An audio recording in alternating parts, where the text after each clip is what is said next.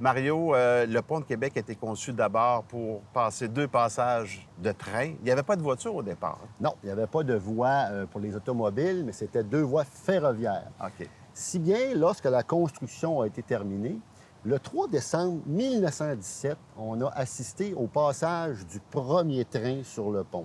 Écoute, il y en a une couple qui devait être ses nerfs un petit peu. Mais Hein? tu peux faire un certain courage. Alors, il y avait plusieurs dignitaires à bord du train, de la compagnie de chemin de fer, bien sûr, et puis une belle locomotive flambant neuve de marque Mikado, construite à Montréal à l'usine de Locomotive Work de Montréal.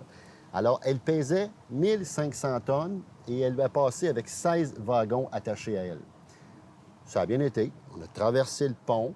À la sortie du pont, on a stationné cela. Et on a même remis, lors de la cérémonie, 2 médailles de bravoure aux 2 Ah plus ouais? anciens employés du chemin de fer. C'était risqué, hein?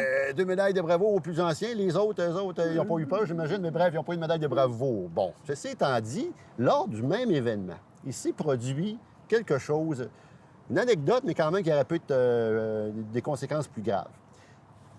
On était à construire la route de l'autre côté, la voie ferrée. Il y avait Côté déjà, nord, oui? oui, il y avait déjà une grue qui était là. OK. Et puis, sous le pont, on était au début décembre, il y avait des glaces. Et il y avait un remorqueur, un druide, qui remorquait 3 bateaux construits pour le gouvernement canadien à cette époque. Et puis, les glaces ont fait échouer un des 3 bateaux et ça a éjecté, à ce moment-là, 3 marins, 3 matelots, je devrais dire, à l'eau. Et là, on entendait des cris venus du haut.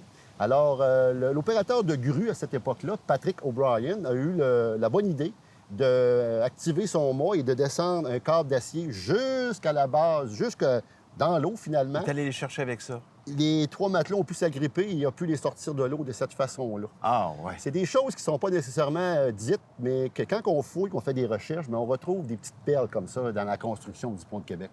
C'est ce qui fait la qualité d'une bonne recherche, Mario. Le plus important, effectivement. Merci.